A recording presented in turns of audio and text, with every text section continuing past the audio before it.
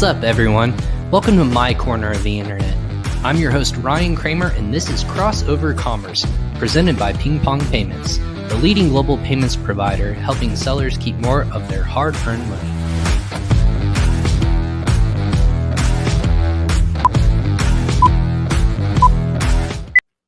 Hey, everyone. Welcome back to another episode of Crossover Commerce. I'm your host, Ryan Kramer, and this is my corner of the internet where I bring the best and brightest in the Amazon and e-commerce space. Every episode here is presented by PingPong Payments. If you haven't heard about PingPong Payments, we are a cross-border payment solution helping people keep more of their hard-earned money. By people, I mean you, the entrepreneurs who are listening to this. If you're an Amazon seller, if you're an e-commerce seller, if you're a business that's just trying to grow your business internationally, whether it's paying your suppliers, manufacturers, your employees, or just paying off some of your services internationally, wherever you might be in the world, check out PingPong Payments. It's free to sign up. It's easy to use, and it's going to save you time, money, and a headache once you decide to grow your brand. All you have to do is just go to usa.pingpongx.com/podcast in order to check out for a free free account and check out all of our past episodes. Again, this is episode 221. We almost had 222 on February 2nd or February 22nd, 2022. Just by one episode we missed on that. So that's my fault for everyone not being able to do one more today. But for the sake of doing that on a Tuesday, this is Tuesday, February 22nd. I'm excited because we're kicking off the week pretty strongly. There's so much going on here leading up to the end of February, going into March. I know a lot of people in the industry are talking about events. There's virtual events going on right now, Seven-Figure Seller Summit. We have $1 Billion Seller Summit, which is kicking off here this week. We also have Prosper coming up in a matter of, I want to say, less than 3 weeks. Check your calendars. I might be wrong on that, but I feel like it's less than 3 weeks from now. That being said, a lot of what I'm trying to get at is a lot of people are gearing up, trying to get their house in order in terms of growth on opportunity on for their brand on Amazon or in e-commerce. Now that can be lots of different things, but of recent, maybe you've not noticed this, but I certainly have. Lots of articles coming out of high spend on Amazon or high what it takes to be successful on Amazon. A lot of that kind of ties back naturally to what we're going to be talking about today, and that is PPC. I love the team that's coming with me today to be talking about some of the common Amazon PPC myths. Almost like we're going to be talking about something that a lot of sellers or companies think is the case, but maybe not so much if you're in the weeds on it on a day-to-day basis. So we're going to debunk those today. And I brought the team from Sponsored Profit, Laura and Daryl. They are the co-founders of Sponsored Profit, and they're joining me from across the pond over in England. So without further ado, super excited to have both of them on today to help us debunk and to kind of set the record straight in terms of PPC. Thank you to both Laura and Daryl, and welcome to Crossover Commerce. Let me bring you both on right now and unmute you both. Welcome both. Hey Ryan, how are you? I'm doing well. We were talking about this. Now, everyone, Daryl wants to move somewhere warm, so we're going to have to give him a couple different options where he needs to move besides England. But we appreciate you both joining us today. It's cold, wet, and rainy here, assuming very much like what it is in England. So I could be wrong, but probably not. Is that the case? You don't have to be a gambling man to guess that it's cold, wet, and miserable in England. Oh, there you go. Yeah, well, we've had a few storms as well and floods. So actually, the part of the country that Daryl's in is some of it is underwater at the moment. So yeah, we've got some horrible weather and floods over here at the moment. You're gonna have to Amazon Prime maybe some like one of those inflatable rafts or anything like that to get you out. Canoe. Canoe, exactly. Yeah. Hey, they sell them on Amazon. I know for a fact I've searched for them, so it is a thing. At least here in the United States. Yeah, no, I've got a friend who's got an inflatable. There you go. yeah.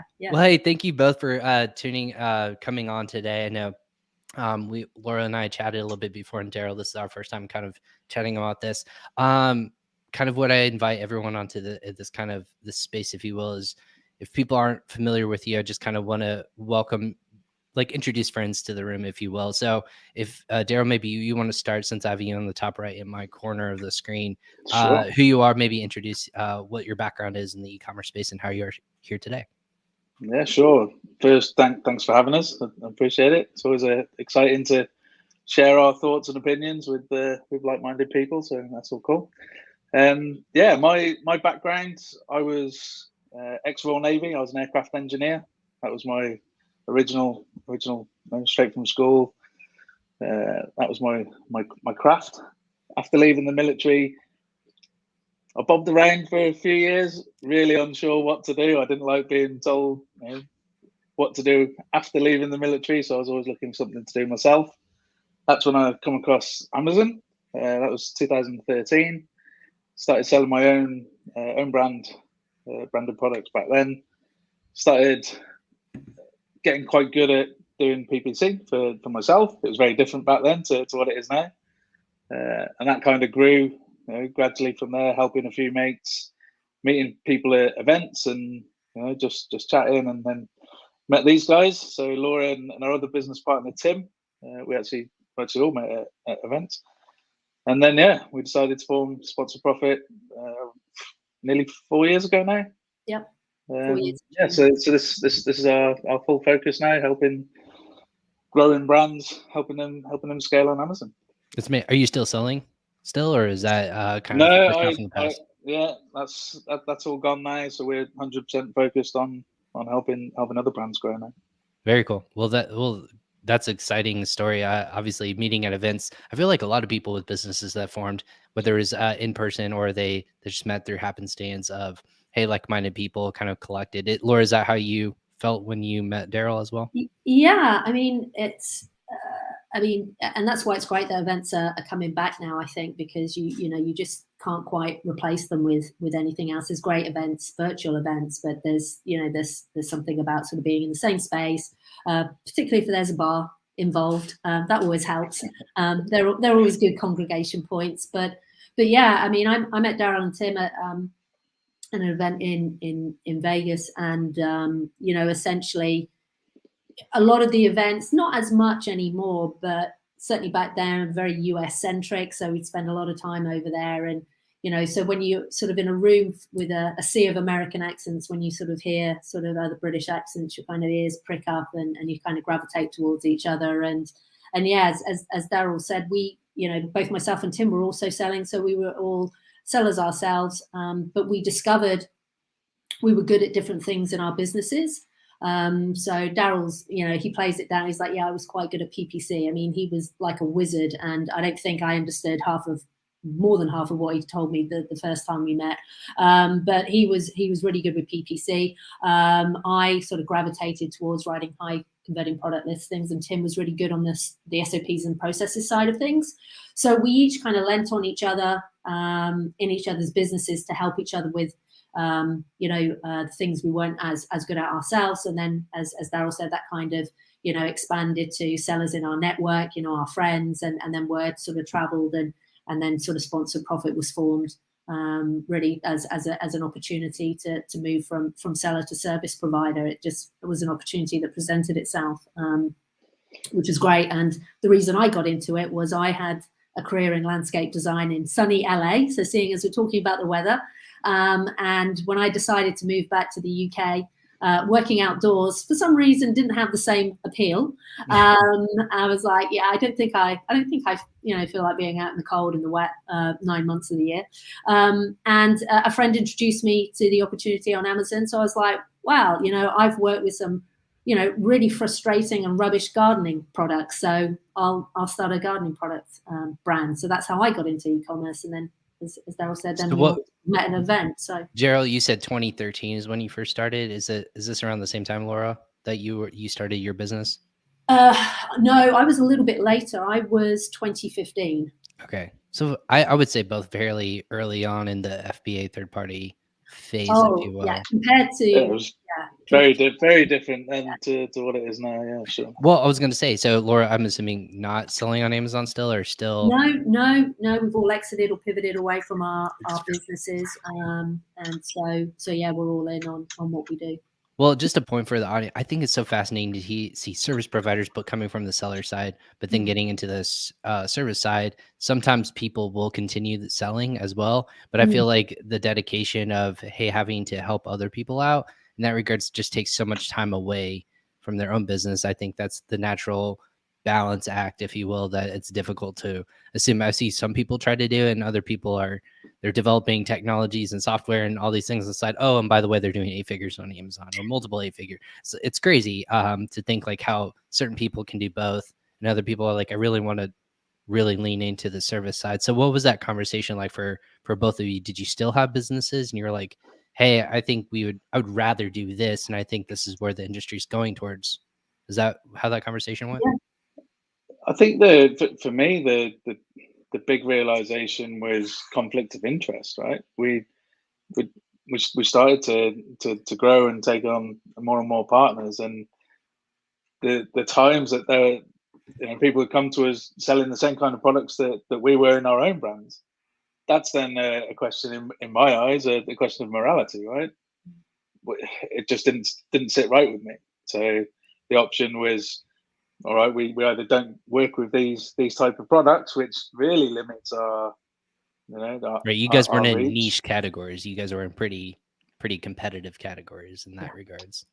Yeah. So for me, it was more a case of this doesn't feel right. So Right. what are the other options? Where's my heart? Where's our passion? And it wasn't in the brand anymore. It was, so that was a good reason to exit the brand and focus 100% on helping other people. Gotcha. So you both either sold your business or kind of gave it to somebody else and let them take it over. Is that how that worked for you guys? Yeah, and the same for Tim as well. Yeah. Gotcha. So that was when did Sponsored Profit really like become a full focus for you guys? So 2018. Okay, 2018. So been around for 4 or 5-ish years or so, obviously full-fledged with that. Very fascinating because obviously back in 2018, if I remember correctly, Amazon maybe had a very limited number of sponsored PPC placements that you can obviously make a name for yourself as a brand or anything like that. Now it's quite the opposite. Maybe there's all but one space. I think it's in similar products, or if not similar products, it's in the bundle section. I think that's the only place that you can't really sponsor an ad, or maybe you can now. It's been a while since I've looked. Yeah, you can actually run brand ads to bundles now. So. Right, but almost the top 7 search like placements are all paid placements. Depending on the layout, yeah. Right. I mean, you've got the sponsored brand ad, typically 4 sponsored product ads, then a couple of organic. Then you've got video, editorial picks, free Amazon's Choice, right, which are all paid placements. It's gone crazy. It's huge. So I guess like going into this, and I mean we've just talked about this for 15 minutes, kind of getting into it. What is the conversation like? Like you guys did this from the beginning with not that being in the case on Amazon, but now they've really leaned into, and obviously it's completely 180'd of now you have to. Amazon says they don't. It's not a requirement, but everyone in this room, if you will, knows that you have to spend on advertising in order to be prominent within any sort of Amazon space to sell products, to launch it, to anything of that degree, to have a successful brand on Amazon. Do you guys feel lucky with that regards of like, hey, this is, we're going to do this and really lean in PPC? Or is this something that kind of naturally you were like, wow, this is kind of in our favor, we really should develop our wherewithal and our skill sets in that regards? Well, it's interesting. When we first started the business, because I had the product listing copywriting background. When we first started Sponsored Profit, we did both. So we did sort of product listing creation, and I worked with a photographer on the images side, and we were also doing the PPC, and that's a really good blend, right? Because you've got the traffic and the conversion piece. However, about a year in, we could see lots of changes taking place on the platform. So on the conversion side, enhanced brand content and A+ content had come out. We were first starting to see a few odd sort of video snippets here and there. Storefronts 1.0 was out. So there was a lot of changes taking place there, and definitely the the first, I think, signs that Amazon was kind of really starting to go down a branding path. At the same time, on the sort of advertising side of things, all of a sudden changes were starting to show up in advertising, and there were sort of developments there. And so we sort of, about a year in, we were like, okay, do we go full service agency because we can see that the marketing and advertising side of Amazon was getting more complex, or do we just go in on one thing and go in sort of really deep? And I think, you know, Daryl can speak to some of the changes that we were starting to see even back then. And we kind of hedged our bets and we went all in with PPC because we felt the changes were more seismic. But not only that, you know, with PPC, people really feel that pain point in their pocket. Like, we all know that there is absolutely value to having an SEO optimized, high converting product listing with quality products. There is a value and a cost you can attribute to that in terms of the sales that you'll make for your product. However, when it comes to, you know, sellers, and it comes to Seller Central, when you log in every morning, the first place you look is your payouts and your balance, and then you look at how much your ads have spent. So it's a very, PPC is very much tied to, you know, money being spent, and that pain point is very great for a lot of people. So that's also why we gravitated towards PPC, because it's where people were really hurting the most. But Daryl, the changes we saw back then, there's been so many I can't remember now, but you'll probably be able to remember. Yeah, on average, I think certainly this last couple of years has been like a change a week. I think it's a lot to keep up with. I call it death by 1,000 paper cuts. It is. It's constant. It's challenging for sure, but I love it.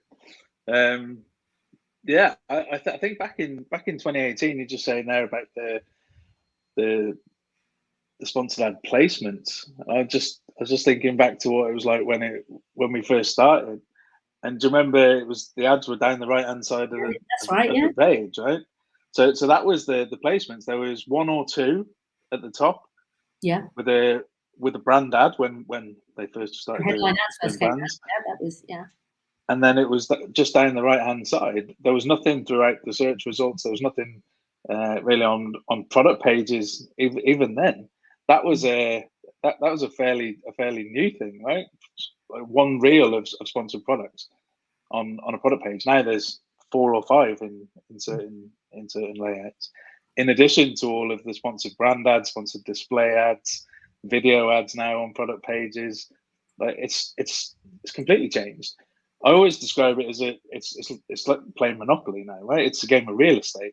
It's not just about having a full funnel marketing strategy. It is a game of real estate. If you can identify where there's, you know, where competitors are weak, and go and park, you know, your for sale sign on their property, you're going to pick up some sales and steal market share. And I think that's the biggest shift that I've really seen over this last 4 years. Is it used to be a case of throw some ads up. You could just launch an auto campaign, and I've still see auto campaigns running now from you know, predating when we started, and we don't want to touch them, right? Because they're just phenomenal. Like, right. We had no control over them really compared to what we have now. You know, you couldn't negate ASINs and all that kind of stuff, but they were just so much history on them now. They're still performing well. The couple that I've got in mind, but that was it. That was really that easy. You didn't need to understand PPC. You didn't need to understand advertising or marketing in general. It was just do this, turn this on, set a bid, and make money. It was like printing cash. And gradually over the years, that's got less and less the case, and it has become a much more sophisticated platform. Like I say, it was quite raw back then, but now, you know, taking lead from a lot from Google Ads, the changes that Google's seen over the years. I know they took a lot of, you know, highly sought after employees at one point back in 2018, 2019, and you can see how it's transitioned the same kind of way that Google has, which for us as an agency is great, because it gives us, you know, more levers to pull, more things to try and test, right? Because not everything works for every product, and not everything will work for every category. So having all of these different things to try is great for us, but it makes it much more complex for your average seller to try and figure out. So.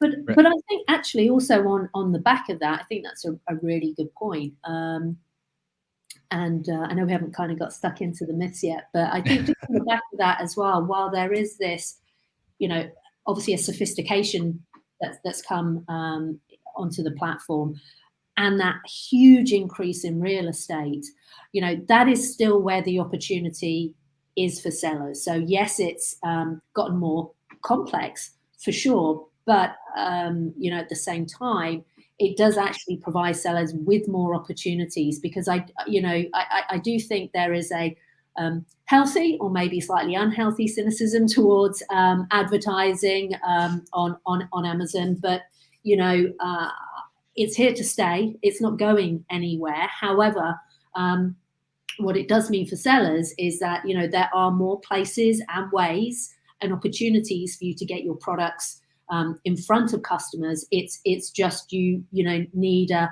more flexible and adaptive approach. But with all that real estate, there are more opportunities to find more placements for you to connect with customers. So I do think that it's still a positive development. It's a positive evolution. But like Darren says, it does make it more complex. But Amazon wants to put your products in front of their customers, and they're just finding more and more ways for you to do that. So I think it's positive to take from it too. Well, like you said, it's now a scientific way to do it. It's not just you're just buying impressions. It's as simple as you have to know which ones to target, how much to outbid everyone else. There's more of a science to it. So that's why I wanted to get you both on today. So you've seen this evolution. It's not simple anymore. And a lot of people think, like, obviously with the increase in cost, I just saw something on CNBC, an article with an agency in the PPC world also this past weekend, that, anything that costs maybe 4 cents a click now is $1.64. I mean, obviously marginal growth, but comparatively it's quite a bit. So I'm curious, besides just what cost is and everything like that, what are those things that you have to constantly reassure, re-educate customers on the end of, that's not true, this is actually how it works? Or going into that myth section, if you would both share some of those that you're commonly encountering and kind of debunking those, if you will. We'd love to get started on that. So Daryl, maybe kick us off, and the most common one that you're constantly trying to overcome with people, of what is that? There's a lot. Yeah. What's your favorite? Let's start with your favorite. I'll go with my favorite. That's probably the best one. Yeah. It's actually one that's not spoken about too frequently, and that's bidding on singular and plural versions of the same keywords. So just to give a bit of background on this one, Amazon will let you add a keyword in a plural form, single form, plural form, with whatever they call them, stop words, filler words, things like at, for, to, with, all of these kind of in between words. Amazon will let you bid on all of those type of variations. And what we were finding was, particularly for high volume products, that the data was being massively split. So just to give an example to make so this is a bit clearer, the example in question was board games for kids. So coming into Q4, that was obviously quite a high volume search term. And when we dug into the data, we were finding that there was lots and lots of spend being shifted across this different search terms that were being attributed to the same keywords. So board games for kids is the same as board games for kid, which is the same as board game for kid, board game for kids, board game kid, board game kids. There's like 14 different variations of that keyword. Whereas the one singular keyword, board game kid, we took all of the other 13 out, and then all of those sales for all of those search terms attributed to one keyword. So we're able to make faster decisions with less wasted ad spend, with less risk of falsely negating poor performing search terms, which we were seeing across the board once we started digging much deeper into this. And this has kind of become one of our initial go-to strategies when we start working with a brand and we dissect all the data. We see this on pretty much every single account, because Amazon will just let you spend, and it's not clear that you don't need to do both, although it is actually in Amazon's documentation, but it's never made particularly clear in any of their training. So yeah, you don't have to bid on the singular and the plural, only bid on one, it doesn't matter which, but save yourself some money in wasted ad spend and make faster, smarter decisions by consolidating the data. So we're giving Amazon a little bit of credit that they're going to consolidate the plural versus singularity, and they're not going to differentiate the two, correct? Yep. A little bit of credit with that regard. So we'll get that's smart, because I would think, like, because of me in search terms, I think traditional SEO, you have to account for misspellings, at least on YouTube. I know for all the time you have to account for misspellings, and that's how your video ranks.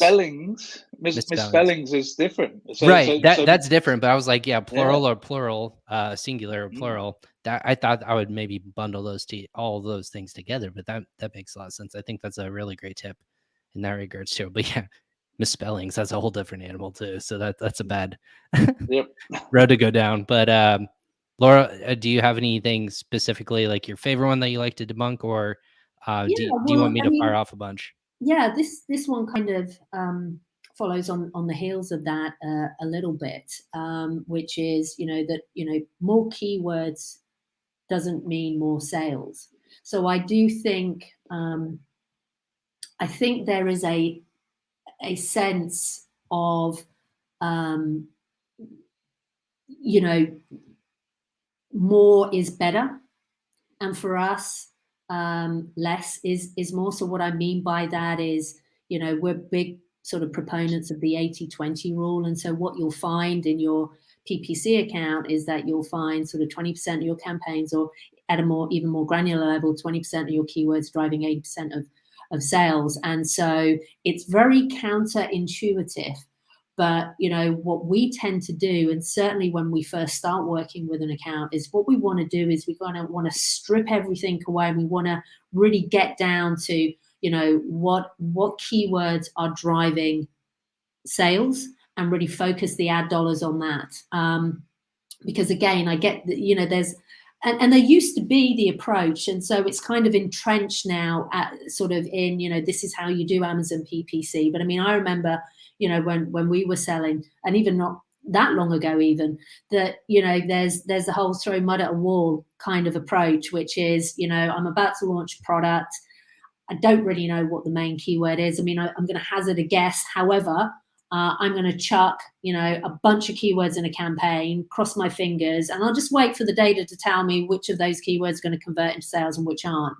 Well, that's a surefire way to spend a lot of money very quickly, and actually not get very good quality data either. So, when we're sort of, launching products with PPC, and when we're starting out with campaigns, we start with a handful of keywords. We sort of, make use of brand analytics in particular now for sort of keyword research, but we really want to find, what are the most relevant, obviously sort of balance that with, we want not search volume, but search frequency, if we're in brand analytics. But we're really looking for relevancy now in those keywords, and not just, sort of search volume based off, third-party tools. And as I said, kind of safety in numbers. Let's just throw a load of keywords to see what sticks, because it's just not a very efficient way, to launch a product, because you're also sending mixed signals to Amazon, because we need to tell the algorithm what our product is and also what our product isn't. So all we're going to do by throwing in lots of keywords is confuse the algorithm. And then also, again, when it comes to efficiency, we want to make sure we're spending our ad dollars on the keywords that are driving sales. So again, the disadvantage of having kind of bloated campaigns with lots of keywords in them is you're spreading your ad dollars really, really thin. So you're not giving, you know, those keywords a chance to prove themselves. We're not giving them enough budget so we can kind of make decisions based on, you know, the number of impressions, the number of clicks, the number of conversions.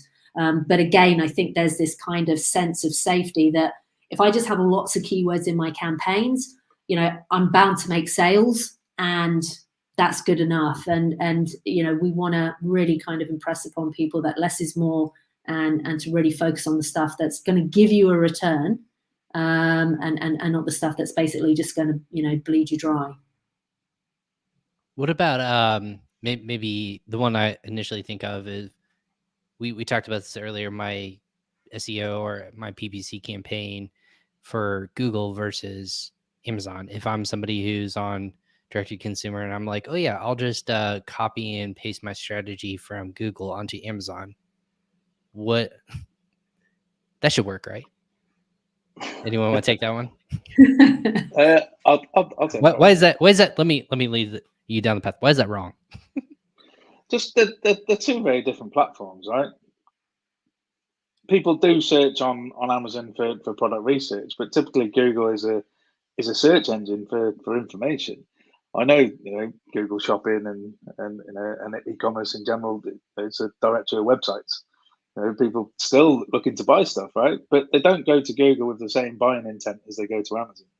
Right. And that's a very different keyword. If someone's browsing and they're looking for information, the way they are going to search is very different to the way they're going to search on Amazon. And I think that as the algorithms got smarter, this has become more and more important. That whole relevancy score that Google gives that Amazon doesn't yet. I'm hoping that's an update that they do come out with.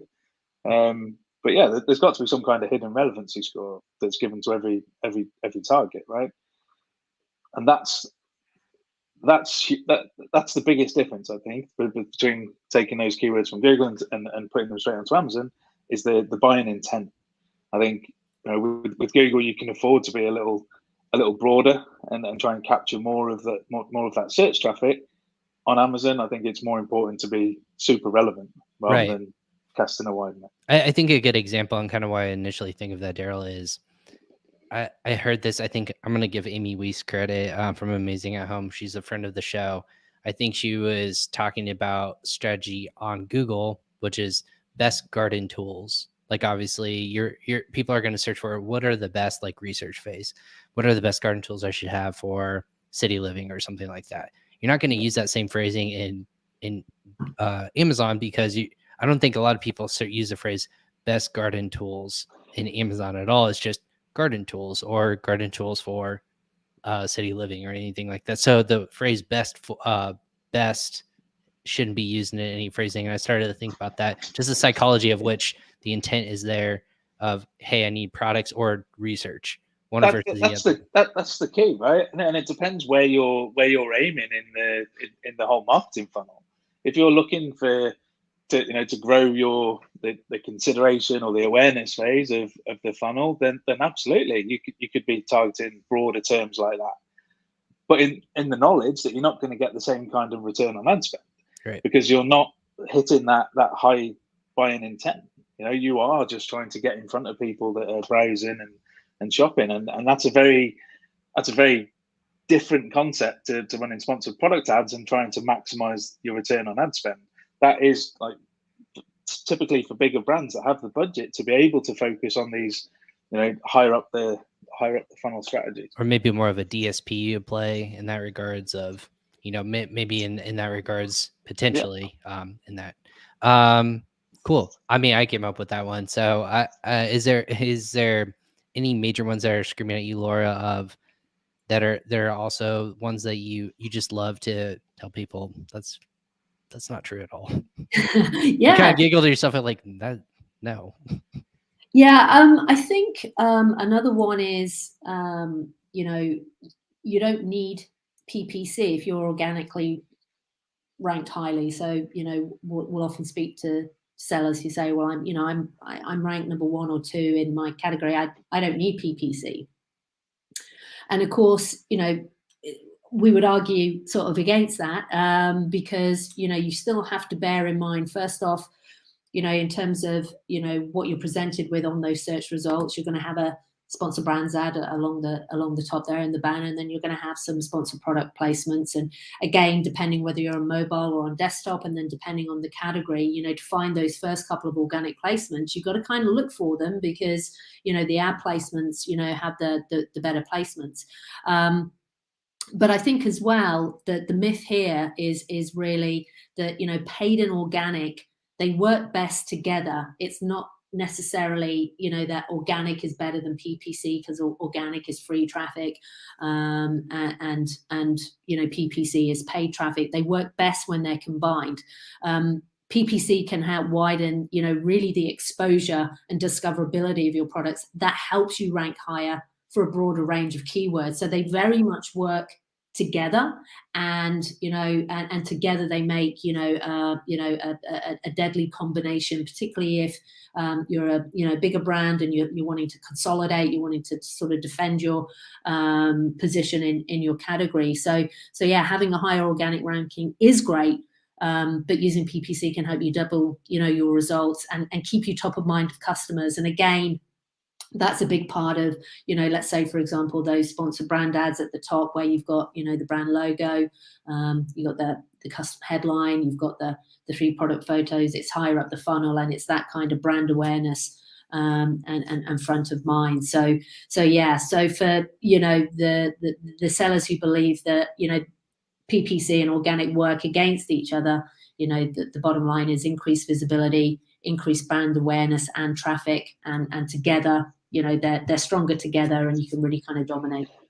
We've seen it. Yeah. I was just going to say we've seen it so many times where people have come to us and said, I was number 1 for ages, and then I turned my ads off, and now I've dropped to page 2, and it's like, well, what did you expect? Like, your competitors just come in and taken that position, and all of those sales through that target keyword.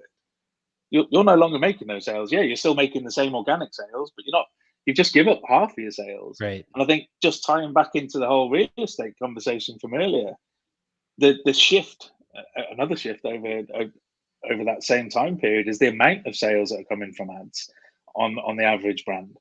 And I think across the partners that we work with at the moment, we're seeing approximately, it varies massively from category to category, but anything from 40 to 55% of sales coming from paid versus organic. Whereas when we were still selling, it was more like 20 to 30% from paid. Yeah. And that was kind of the sweet was considered high. Yeah, 30% people were like, "Oh, that's a bit high." So now when we talk to brands that say, "Well, I don't want more than 15% or 20% of my sales to come from PPC," it's like, well, that's okay, that's fine, but you're probably leaving money on the table, and you're going to get swallowed up. Yeah. Here's one maybe for both of you, and I love the phrase circling the customer, if you will, right? Of both paid and organic. Like, that's a good thing. If it's a buyer psychology of the more often you appear in front of them, absolutely, you have 7 no's before you get a yes, right? Like, you're saying no psychologically to all those different ones in front of you, but you can get to that yes, and you happen to be there. That's a good thing. What about the phrase in terms of in terms of cost raising? And I'm curious about this for both of you. I've heard a lot of people say, if this is true or not, just the rise of an aggregator, if you will, or the aggregator This area. Is the hot topic at the moment, right? Well, this is a curiosity too. Personally, I don't believe this, but the growth of people in the aggregation space, they are rising. They are responsible for the rising costs of PPC. Is there any data or anything of the sorts that backs up that claim, or affecting in that regards? I think there's a number of reasons why cost per clicks have gone up so much. And I'll come on to the aggregators in a sec. Just before that, I think one thing we have to bear in mind through this whole COVID over the last couple of years is that a lot of bricks and mortar businesses that were never even considering getting online had no choice but to get online. And where's the easiest place to get set up and get selling quickly? It's Amazon, right? You haven't got to go and figure out Google Ads and running out your own traffic to your own storefront. It's already there, and Amazon is by far the behemoth still. Even all these years in there. So that's one contributing factor. I think there's a lot more competition. There's a lot more sellers registered to sell on Amazon during the last couple of years. Naturally, that's going to increase competition for the same ad positions, right? Although there's a lot more real estate, there's a lot more sellers to go along with that. Secondly, I think Amazon's got much better at promoting how important PPC and advertising is in general, particularly the whole full funnel piece. That they're now, they're giving us brand metrics, showing us how we compare against our peers for the consideration phase, the awareness phase, the purchase phase, how many people are searching for our brand, and all of these things psychologically say to a seller, you're not doing enough, you need to spend more. So people get more aggressive to try and improve those percentages. The big one that came out last year was the top of search impression share, which is super useful and everybody should be using it. But what did that do? So when that column appeared in Campaign Manager in everybody's account, what do you mean I'm only showing up 10% of the time for my most important keyword? My most important ranking campaign, I'm only 5%. So they went and smashed their budgets up, smashed their bids up to try and get more impression share. So I think those two things, aside from the aggregator conversation, are definitely contributing to increase CPCs. The aggregator conversation, I think there is, I believe there is something in that, and I don't think that's necessarily in a bad way. That I have heard some people saying they've just got so much money, they just put stupid bids on and they drive the cost up.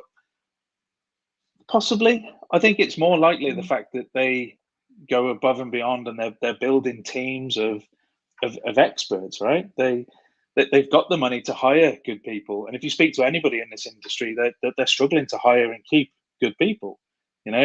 We've just seen a feature last week about Amazon increasing the baseline salary by 100%, right?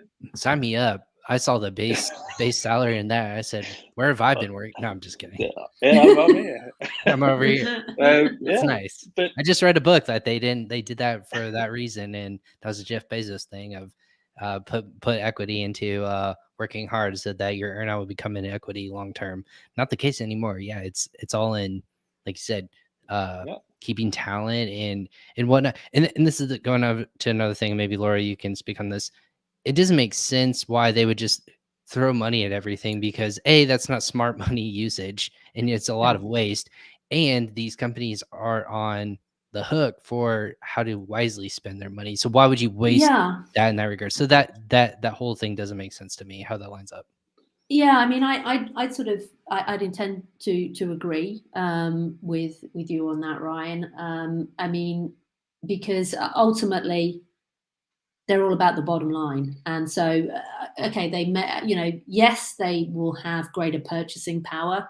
So I guess in terms of COGS, maybe in terms of logistics, obviously, if they've got that purchasing power at scale, obviously their margins, may be bigger. So they will have some wiggle room, like Daryl said, potentially to kind of be more aggressive in their bidding and their strategies. But ultimately, like you said, Ryan, it doesn't make sense to just be silly about it, because they might be well financed, but they've got to deliver, and they've got to get a return. And for those that are leveraged and they've raised money, they've got investors who are going to be saying, where's our return? So they've got some pretty stringent circumstances and results that they need to be working within and delivering. So I think while they might have that more purchasing power and maybe slightly bigger margins,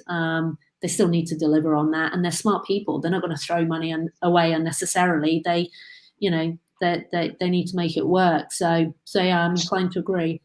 It's not just inflating the price for inflating the price sake, right, and pushing people out. I think that they're just doing it smarter. They understand that there's a full funnel marketing strategy now available to use on Amazon, and they're fully implementing it. Whereas a lot of the brands that these aggregators are buying, they're buying quality products, right? But they're not necessarily buying brands that are maximizing their potential. I mean, we've had a number of partners are going through this right now, right? Looking to exit, and they're getting some great offers because we've scaled up their PPC and helped them grow their business.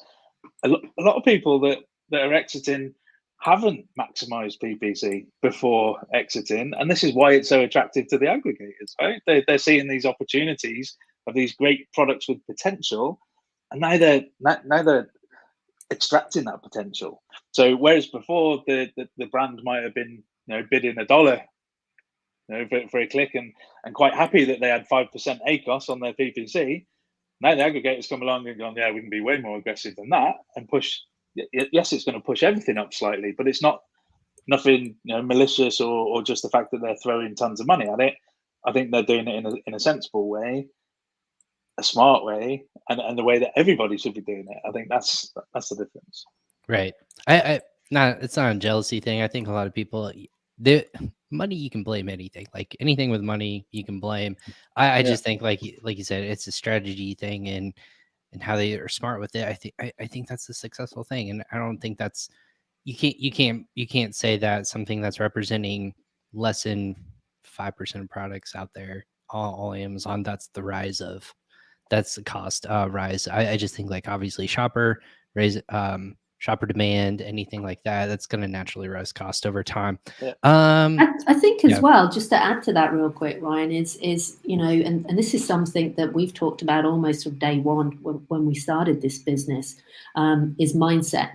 And the willingness to invest in your business, the willingness to take risks, the willingness to try things, and PPC, a lot of it is testing, and that's something in terms of a mindset, that's something that these aggregators have in spades. Some stuff's going to work, some stuff isn't, but we need to spend money to make money. There is a big difference, I think, in this industry between I think entrepreneur is a title that's bandied about a lot, but there's an entrepreneurial mindset that has that sort of attitude towards risk, to trusting professionals to do what they're good at, that kind of thing. And then there's a lot of sort of business owners or sellers who are actually quite conservative, and that's okay. But certainly in the PPC space, when we've seen now the marketplaces get more crowded, it is that more entrepreneurial mindset, depending on the category, slightly more aggressive approach to PPC that's winning out. And I completely can see how that doesn't sit well with lots of sellers. And I totally get that. But if you are going up against an aggregator in your category, being conservative is going to, it's going to be a challenge, but you're not going to be able to go toe to toe to them. The category is going to change, and maybe your sales are going to change. But that whole mindset and attitude and approach, that's, I think, a real game changer in these categories as well. And PPC is where a lot of that can be won and lost. I love that. To be honest with you. Yeah, I love that, Laura. I think that's a good thing to keep in mind. Again, it's mindset and like how you want to attack it. Entrepreneurial like mentality is half the battle, and what you want to try to make a chance on, or just kind of like you said, take that step back approach. It's Vincent obviously has a great content so far. So Vincent, thanks for listening on LinkedIn. I didn't even know we do get some comments on LinkedIn sometimes, so that's always a plus. I love that. I know Vincenzo. I spoke to Vincenzo. Yeah, I said Vincent for some. I saw Vincent all of a sudden. This is what happens when you glance at a screen with 100 things in front of you guys. It's like a producer's nightmare over here. Final thing for you, Daryl and Laura. As I'm scaling internationally, I think a lot of the our customers that at PingPong, they have this notion of, when I grow internationally, it's scary to think that there's so many different strategies to grow in different marketplaces. There's over 20 now Amazon marketplaces to date that you can sell your products on. If I'm in the United States and I'm doing really well, I personally think that this is a year of growth internationally for lots of different brands, and I think you're going to see a lot of how do I make my brand more visible internationally? What are some of those myths that I'm taking my brand from one marketplace to essentially a whole different marketplace and culture and country and everything of that sort? What are the PPC myths that you guys have to educate people on? Probably just the whole translation piece, I think, is the biggest. I think we've seen a lot of people go from selling in the US or selling in the UK and then trying to expand quite rapidly into multi marketplaces. And I think, given the challenges already over the last couple of years with certainly with inventory and shipping issues, and that's one consideration, is that's all going to be multiplied potentially, right? I think from a PPC specific standpoint, like I said, the whole Amazon are getting quite good now at reaching out with an account manager that will do all this stuff for you, and one of them is translation. So, if you expand into all 5 European countries, we can translate all your keywords from the US. Well, that's all very good and dandy, but a lot of those words will mean absolutely nothing once translated. It needs to be done. It needs to be done by a native speaker. That makes a huge difference. And I know when even back when I was selling, Laura actually wrote my product listings for the UK and the US, and then when I went to Germany, I had them translated by Amazon, and it was crickets. And literally all I'd done was got them translated properly by a native speaking German, and it instantly picked up and took off. And I had some amazing sales before I got banned from Germany. Different story for a different time. That's a different story. We're using words like shiza or something like that, where you just not appropriate. He was using those words afterwards. Yeah, I'm sure. And some.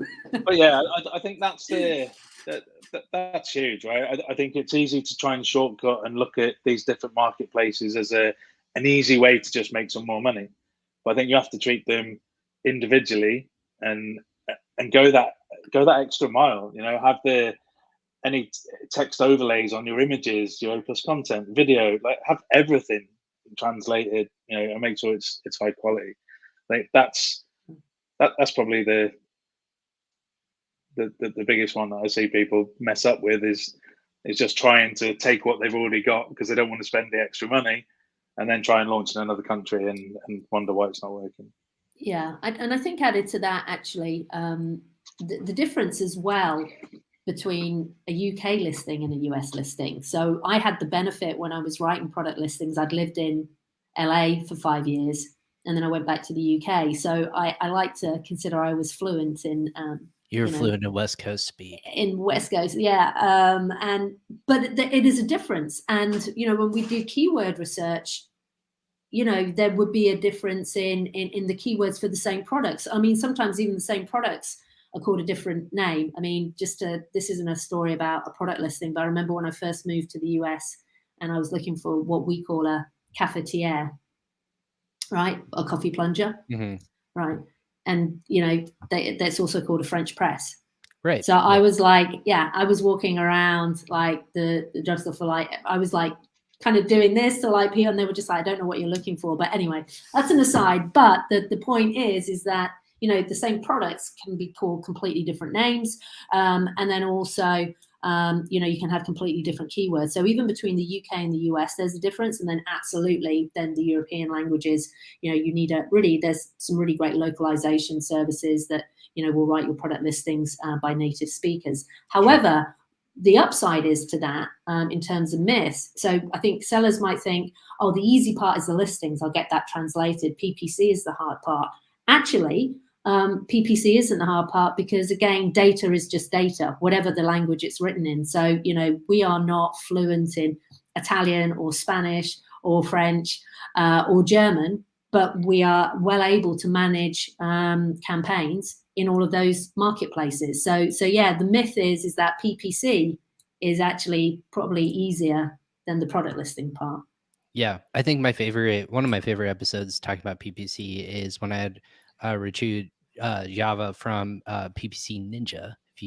Hopefully you guys know her. Yeah. She just her masterclass that she talks about in PPC in Japan is mind blowing. Just the nature of four different cadences of language that you have to cater to and speak to is unreal. And I just sat to think through that. I was like, it was like English, then Japanese, and then you had different subset languages that you also had to cater to, which were in variations of picture. And again, I'm gonna butcher this. It was like variations of picture, and then just different types of ways to say that same phrase 4 different ways. And to me, I was just unreal. But in one of the top 4 largest marketplaces in Amazon, that's something you have to overcome and you have to understand and develop and to be successful. And like most people here don't know, over there, you can have products on labels in your pictures and in colors splashes differently. And unlike in the United States where you have to have certain things that you can't put in images and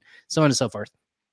I digress. But stuff like that where it's really hard you have to cater localized in different languages. It's so cool and so crazy to think about. Super sophisticated. Yeah, absolutely. And then I think just one other thing, I think just to finish on the European thing is, and I know again this is something that can catch some sellers by surprise, is just to account for the VAT.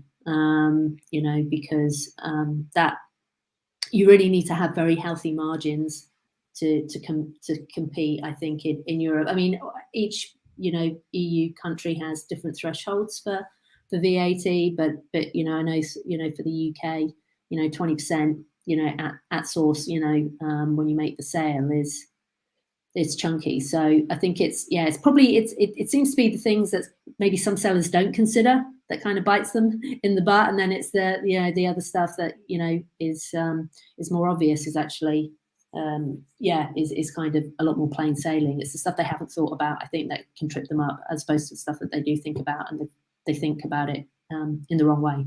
So, absolutely.